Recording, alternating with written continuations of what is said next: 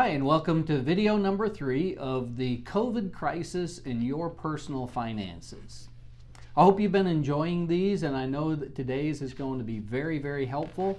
These are meant to be practical. This is not theory about finance. It's what can I do today? What action steps can I take that I need to get through this crisis? Some of you are feeling it deeply, some just a little bit, and some hardly at all right now.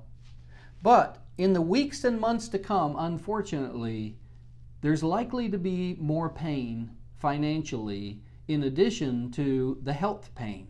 There's going to be wealth pain. And so these are meant to prepare you. But you know what? Even if we're not going through a coronavirus crisis, the principles that I share with you that my wife and I learned and practiced, well, we still do, but especially the first 15 to 20 years we were married, living on very low income, these work. They work because they're right and they're true, and we've put them into practice, and we can verify that they are right. I remember when we were in college and didn't have a whole lot of money, and I realized that, hey, I have responsibilities. I'm married. We have one child. And I don't know that much about finances. So guess what I had to do? I need to get educated. I need to learn about finances. And so I began to read and devour everything that I could about finances, because if anybody needed to know how to stretch a dollar and make it work, I needed to. We needed to know what to do. There's a quote that says, "Formal education can make you a living, but self-education can make you a fortune." Well, we self-educated not to make a fortune. We self-educated on finances to survive. By the time I was 30 years old, I know that I had read over 30 books on personal finance. And eventually, that's what led me into the financial business for the last 20 plus years of my life. Because the things that I learned and practiced to survive, I learned were good practices to implement for all times. And I hope these are helpful to you. In the past 2 videos, we talked about the importance of praying daily about your finances. Not to stop giving in the midst of a crisis to God. Don't find the money there. Find it by being a good steward of the 90% or whatever is left over after you're a generous giver. And I talked about treating your family finances like a business. It is. Track every dollar that comes in, every dollar that goes out. Does it take time? Yes, it does, but not that much if you keep up with it, and it's worth it because you find the money. And I talked about all these steps, about ways to find the money. We're going to continue on in that vein today, the importance of that. But these are just good informational items that I'm going to share with you in the midst of this crisis right now that you really need to practice all the time. And I hope this will be helpful. So, always remember that one of the most important aspects of financial freedom and not having financial stress for now, for next year, and for the rest of your life is to make sure that you have an adequate emergency fund. If you need to sell some stuff to build up that fund, the first $100, $1,000, $2,000, $5,000 that you have, because guess what? Emergencies happen. Stuff happens, and you need to get your hands on money, and the worst emergency fund ever is a credit card. That is not an emergency fund. And so that's what ends up being most people's, because they don't set aside money in an emergency fund. Right now in the midst of this crisis, but for all times, cash is king. You need to make sure that you have an adequate amount of money. You can kind of get through any storm if you have saved up for that rainy day, for that storm that will come. Because if it hasn't come to you through the COVID-19 crisis, believe me, it will come through another means. So always make sure that you have an adequate emergency fund. Some people that I read say you need to have at least 6 months of expenses. So if it takes you $3,000 a month to just pay your expenses, then you need 6 times that amount in cash. Is it going to earn a whole lot of interest for you? Absolutely not, but that's not the purpose of it. The purpose is to get you through a crisis. And to know that you can reach in and get that is very comforting. So even in the Bible, in the book of Proverbs and in different places, it talks about storing away things, not to just build it up, to worship it, but to have there for a period of time when it's going to be needed. And I've never met anyone that didn't have an emergency or didn't need an emergency fund built up at some point. So do that right now. If there are ways to reduce costs and you can still get by, start putting some of that into cash so it's there, because guess what? You may not have lost your job yet. And I don't want to be the bearer of bad news, but your turn might come a month from now, or 3 months or 6 months from now, and your income is reduced and you're going to need that. So build up an emergency fund. It's just a good practice. The second thing is work on and create a budget that you will follow and live by. And even if you have to pull it out and track it and keep up with it every single day, certainly every week. But this is one that I just printed off the internet that's a free budget source. Again, you can just search for that. Free, simple family budget. And all kinds of things that you don't have to pay for that. It'll come up. And this one here just says at the top, you need to write out what income comes in a given month. Then you start looking at the expenses. Unfortunately, the list of income is short and the list of outgo is typically long. And so you look at things like mortgage, credit card, car loan, student loan, all these other loans that you have, and you put those down. And what is the amount that you need to pay? What is the minimum?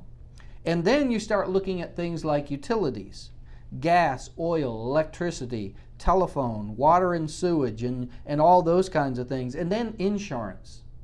We need to pay lots of types of insurance. Maybe it's a life insurance policy, auto, home, health, long-term care, and the list goes on, unfortunately. And then savings and investments, emergency fund, college fund, retirement fund.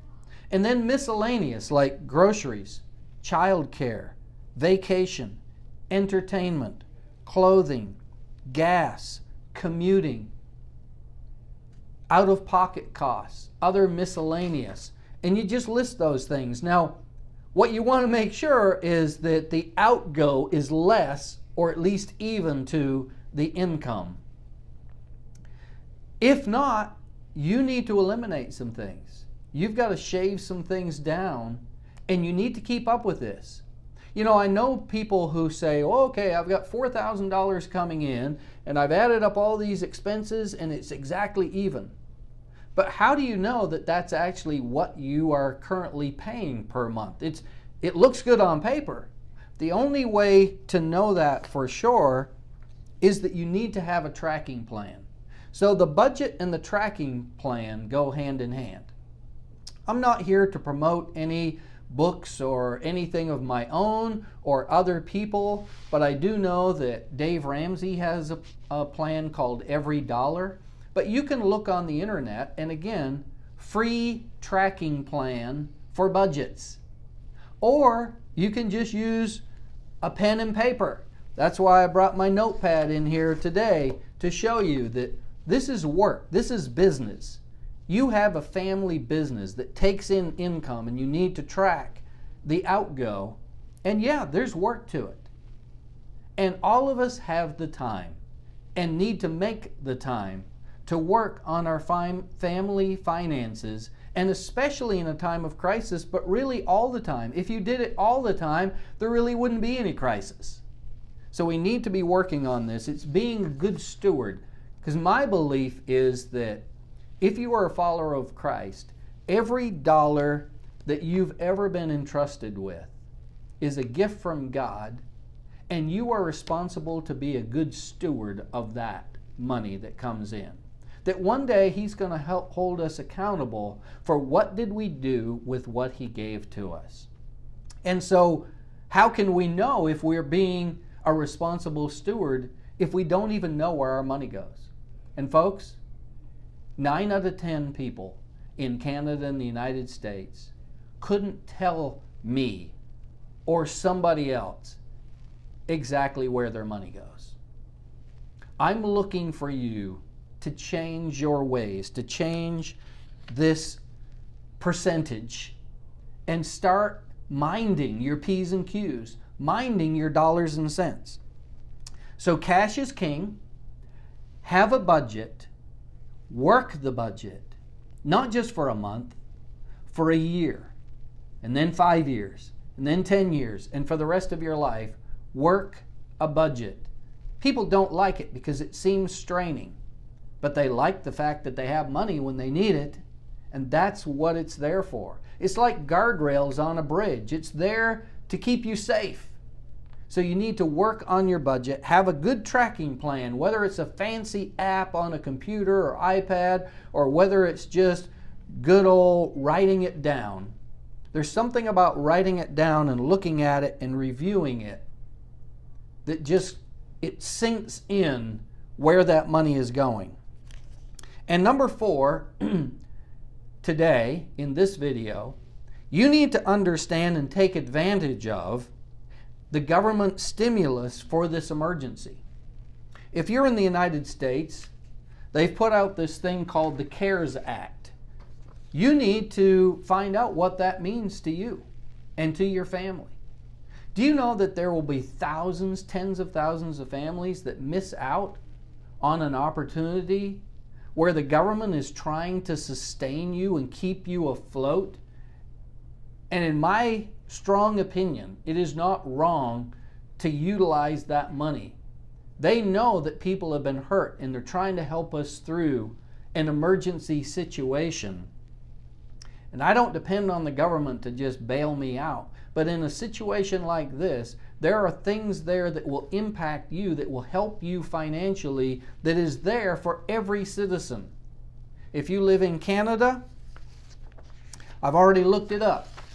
And it's called the Canada's COVID-19 Economic Response Plan. If you just search for that, it will show you exactly what is there for your family, for your business, for your retirement funds, taxes, and all of that is affected, and there's no excuse not to keep up with that. That's part of being responsible and being a good steward.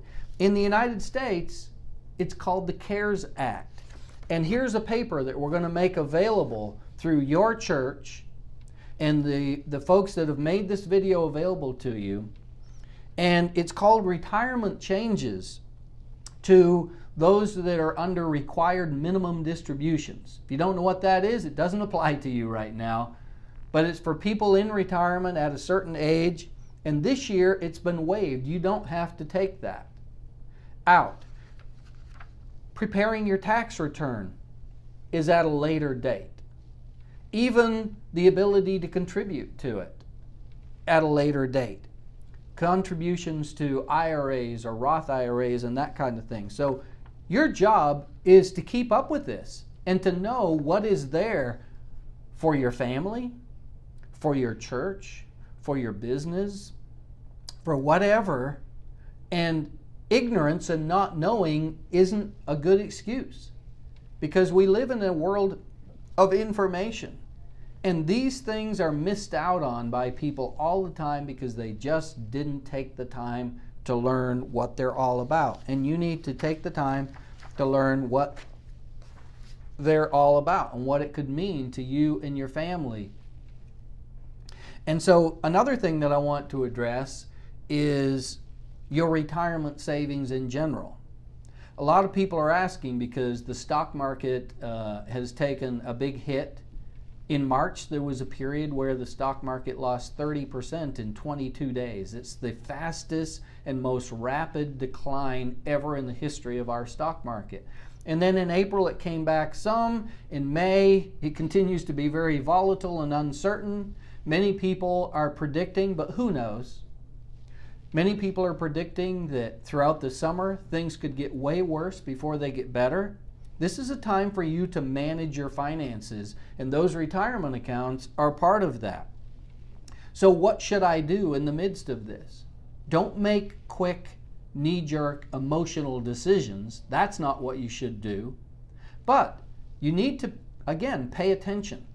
And you need to do age-appropriate investing and decisions. You need to make sure that if you are younger and you have the ability to do so, this is a good time to put more in because you're buying on sale. If you're older, either 10 years from retirement or already in retirement, you need to find your financial advisor and see what they're recommending, because your time horizon is different and your investing philosophy should be different for a 60 and 70-year-old than a 20 and a 30-year-old. But this is a time to pay attention and to make sure that you get help. And there are opportunities to do, in the United States, Roths. That's tax-free money. Maybe you need to convert part of your IRA to a Roth. Again, I'm just talking generally here. Just saying, look into some of these things and see if there's an opportunity there for building up tax-free retirement income for the future. Now, I also want to tell you how important it is to engage accountability and to get help at a time like this. You need to become educated. And one of the things that you can do is the internet is full of all kinds of great resources that we can make available to you and let you know about. Here's a great book. It's written by a guy by the name of Dan Benson. And it's not my son, his name is Daniel Benson, but he didn't write this book. But it's been one of the most helpful books for me for years and years, and it's called 12 Stupid Mistakes People Make with Their Money and Smart Ways to Avoid Them. We all make stupid mistakes with our money, but we need to learn to avoid them.